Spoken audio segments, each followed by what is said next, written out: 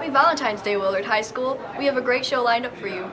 Scheduling is coming up, so let's take a quick look at all the credits you need to graduate. Here's Keith Robertson with the story.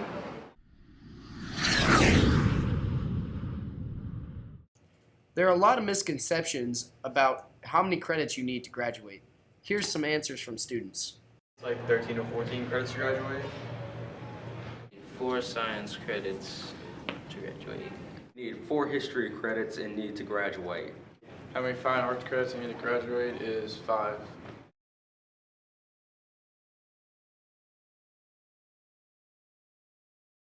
We talked to sophomore counselor Mr. Burns about what you need to graduate.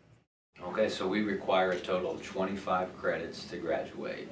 A minimum of 4 English credits, 3 science, 3 math, and 3 social studies. For students who are interested in going on to a 4-year college, we do recommend a 4th math, a 4th science, and there's definitely conversations that you want to have with your counselor and with your parents regarding what goals you have after high school, because that will definitely change the types of classes that you take and also the amounts, but those are the minimum. In general, there are some ways that we can get creative with scheduling. The main thing that we want to do is choose classes based on what you plan to do after high school, making sure that you're taking classes that are gearing you up for being prepared for what you want to do and meeting your goals. Now we talk about some ways that juniors can get prepared for the ACT. We have several resources for ACT prep at Willard. One of the things that you might want to do is to go online to our school website and click several of the links that are available there. The Learning Express Library is just a great tool to use. The science department is spearheading a TNT opportunity for students who are in rewards. So I believe Mr. Smashy would be the one to talk to if you're interested in that. For Eye of the Tiger, this is Keith Robertson. Everyone has a story to tell. Here are some of your peers with a story. And here's Kate Wolf with the scoop.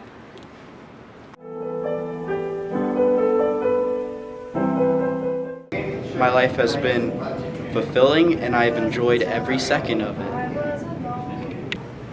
My entire life, I've been on the short end of the stick. Living in the Bible Belt prevents me from being who I really am. If you're talking about the weather, it's always pretty nice up here. Sadly, I'm not the hero that Gotham needs. I work hard and I play hard. When I have pepperoni pizza, the heavenly cheese stuffed crust melts on my taste buds. I found life when love found me. I never gave up on life ever since. I am a military brat. I have lived everywhere and nowhere. Life is bright, life is full. I never know what to say. So this one time I was born, and then I got older, and then I came to high school, and I was just a loser freshman. But now I have some pretty chill friends, so that's okay. Life is an unexpected journey. I'm a big woman. I gotta eat. You deserve flowers and not cigarettes. My thoughts are stars I cannot fathom into constellations. I'm not here for a long time, I'm here for a good time. I struggle with anxiety and depression. I am a lost boy from Neverland, usually hanging out with Peter Pan. And when we're bored, we play in the woods, always on the run from Captain Hook. Run, run, Lord.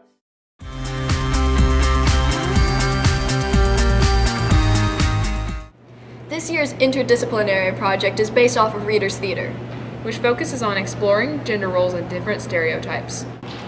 In order to encapsulate this theme, students have broken up into a few basic groups. Each group is focusing on a specific project or series of projects to help the students and staff understand this concept better. All of these projects include one common goal: to connect students and create a tighter community in the high school. Students' projects will run February through March and will culminate with a visit from Ellen Hopkins, April 15th, the author of the Crank series. It is a phenomenal experience to join in on. If you'd like to participate, contact Bree Howard.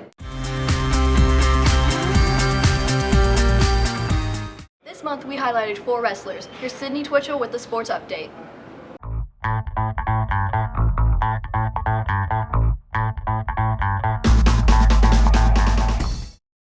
This month we are featuring 4 wrestlers as part of our Sports Spotlight segment. Freshman Alex Garrett is only the 3rd freshman in school history to have 30 wins. I would like to leave behind a good name for the wrestling program and hopefully a state medal. This season I'm going 23-3 and hope to do better. When I was in 1st grade, I wanted to join wrestling because I thought it'd be something fun and different. I think as a freshman he's doing a really good job. My goals for him are to get him to the state championship. He's had a good season. He's more than capable, so I'd like him to be one of the few freshmen in school history to be a state qualifier. His biggest strength is he's got a motor. He'll wrestle for 6 minutes nonstop, and he just keeps going. So I would say his biggest weakness would be just inexperience. He's still young. He hasn't had a lot of the big high school matches yet, but that's something he's working on. Sophomore Nick Chavez was the 1st freshman in history to place at state and win COC. My season's going very well, but I do have some room for some improvement. My goals for this season are to be a state champion. Finish! I joined wrestling when I was 11 years old, and I joined because I saw the wrestlers in practice while they were playing games. My goals for Nico are nothing less than a state championship. He's put in a lot of work in the off season. He's gotten better every match. He really kind of controls his own destiny. If he's focused, I think he'll be a state champion. There you go, Nick. Walk around it. Nico's biggest strength is he's a student of the sport and he's always trying to get better. He wrestles, year round, and it just makes him an all-around better wrestler. I really think the sky's the limit. If he wrestles to his capability, he should win a state championship. And that's our goal. Coach Presley and I's goal for him is to be a state champion. Junior Hunter Jurgen is the 1st freshman to be a district champion. I'd like to leave behind the knowledge that I share, okay?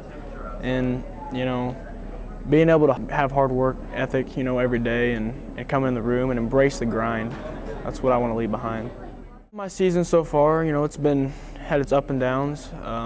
We won the Kinloch Classic, big tournament around here, over 25 teams. Individually, I've, accomplished what I wanted to accomplish so far. And as a team, I think we've exceeded our goals this year so far. Well, I joined wrestling when I was, 3 or 4 years old. So it's just kind of been born into me. My dad was a wrestler, my grandpa was a wrestler. To say it was in my family, would be, the least you could say about it. I mean, I always knew that I'd wrestle in high school, and now that I'm here, it's even better than I expected. I think Hunter shows good leadership in the wrestling room. He acts as almost like a third coach. When a kid doesn't understand a move that we've just shown or something, he goes out of his way to make sure that the kid understands it, and he'll even help him show it. So, and he's a leader on the mat, obviously, with his success, and he's also a leader off the mat with doing things right in the classroom and different things. So my goal for him is to be a state champion. He was a point away last year, basically. He had a great offseason, finishing 3rd in the nation, and he's honestly, in my opinion, one of the best wrestlers not only in Missouri, but maybe in the country. Senior Quentin Bisbee shares his thoughts about his season. I'd like to do my part to continue the tradition that's already been started. So far, I've accomplished a lot, but I'm not satisfied yet. I want to do bigger and better things. I started wrestling in middle school, Coach Weister, and I want to join because Coach Kyler's my hero. Quentin, is a kid that's improved a ton in the off season. He's gotten better, he's gotten stronger, and he's a lot more driven and focused. Being a senior, I'd like him to have the best possible finish that he can, and that's going to a state tournament and placing at the state championships. I think Quentin's biggest strength is that he's always wanting to learn more about the sport, and he's always wanted to try. He never gives up. He's got good cardio. I'd say Quentin's biggest weakness is he doesn't have enough confidence in himself. I think sometimes he doesn't feel like he belongs in the big matches when he does. Here's the coach's thoughts on the wrestling team's season so far. We have a great number of kids that are upperclassmen. We have quite a few number of seniors. We have Austin McMillan, Caleb Anderson. We have Jack Dubois. We have a bunch of kids that bring a lot of experience into the program. I think we just have a good team. We have a lot of experienced wrestlers and a lot of freshmen that are, stepping up and doing a really good job. Not much improvement in this stage in the game. When wrestlers, we spent all of November getting our conditioning up, getting our moves finely tuned, those kind of things. So what we want the kids to do is maintain that. I think we're getting better as the year goes on. I think just keep working hard. Hard work is what's key in wrestling. So as long as they keep improving with their work ethic, we'll be all right. Teamwork between the wrestlers, our team's unique. I feel like they all kind of feel like they're brothers. So they really pull for each other, and they work not only to improve themselves, but to improve each other. Our team, and the way it works is that the JV guy will challenge the varsity guy, just like we have wrestle-offs every Monday, and that just makes us better. It just forces the varsity guy to be on his toes, and it gets the JV more experience at wrestling those kind of matches. So. And plus, we also have our team on the side. Yeah, wrestling's different in a sense because it's just you out there on the mat, but it's good to know that your team is like your own cheerleading section, and they cheer you on, get you fired up. So. Wrestling's a unique sport. It takes a lot of dedication. The kids have to make weight on their own. They have to maintain weight on their own, and it's something that they do on their own. Your team really can't help you when you're getting pinned on a wrestling mat. So there's a lot of dedication required to it. For Eye of the Tiger, this is Sydney Twitchell. We went around the high school and asked people about all things Valentine's Day. Here's Billy Parker with the story.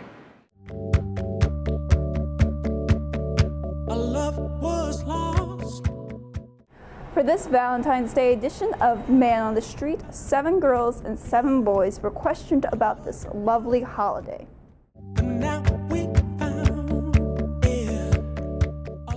Love is thinking about the person all the time. The word love means to me is putting someone else's needs before your own.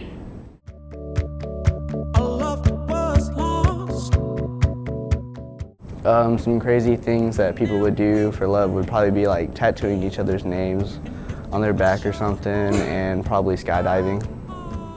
Crazy things people would do for love: murder, or cut off their family. Make sense? Does that make sense? Like cutting them off their family. No. Like cutting them off, like you stop talking to them.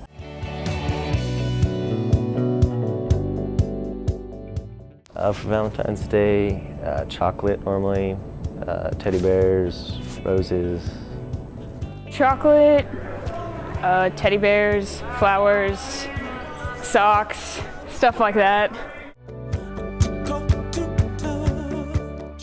I don't wish it was non-existent because I am excited for candy and treats and hearts and yay.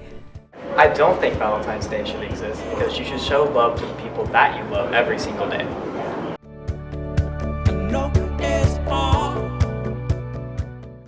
Sometimes, depending on whoever wants to go to Valentine and if they have to have presents, then I feel like it might get very pressuring because you have to know what to buy. Yeah, because if you don't get your partner something, then you feel bad. And if they get you something, then you feel really bad.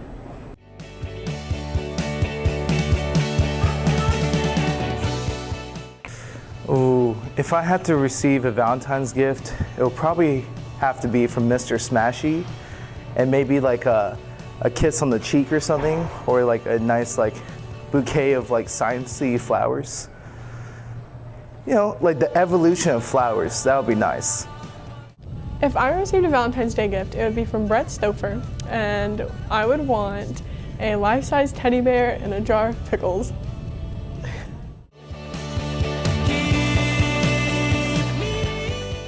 An ideal date for Valentine's Day is one where you get to spend some quality time with the person you're going out with, like, I don't know, McDonald's or, I'm just kidding. Probably somewhere nice to eat, and then maybe do something fun like bowling or something like that, where you're just not sitting staring at a movie screen, not talking to each other, because dating people is all about finding out if you like them or not. That's the ideal Valentine's date. I think that because I love horses, you should go horseback riding together. And you should have horses that like each other well enough that you can hold hands. But seriously, I think you should go to Chick-fil-A because it's not overly expensive, not crowded, and if you get there late enough, there are no more kids available. For Eye of the Tiger, this is Billy Parker signing off. Have a lovely Valentine's Day, Willard High School. For Eye of the Tiger, this is Kate Wolf And Cindy Twitchell signing off.